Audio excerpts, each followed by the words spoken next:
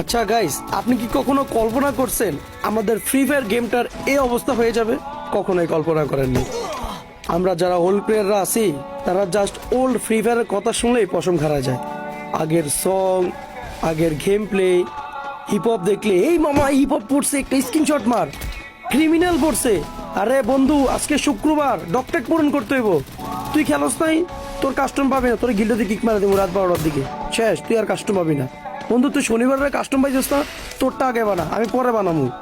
এমন দিন গেছে কাস্টম না পাই, একটা কাস্টম 50 থেকে 100 টাকা দিয়ে কিনে খেলছি আমরা ফ্রি ফায়ারটা।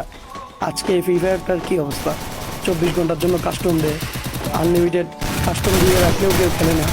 গেমটা আগের মতো নাই, কিচ্ছু রেয়ার নাই। সত্যি ভাই, আমাদের গেমটা কি ছিল আগে? আমরা যদি কোনো হিরিক, এক স্টার হিরিক না, জাস্ট প্লাটিনাম ডায়মন্ডের কথাই বলি, উঠলে ভাই নিজেরে নিজে কিং ভাবতাম। আর এখানে যদি আজকে মাস্টারও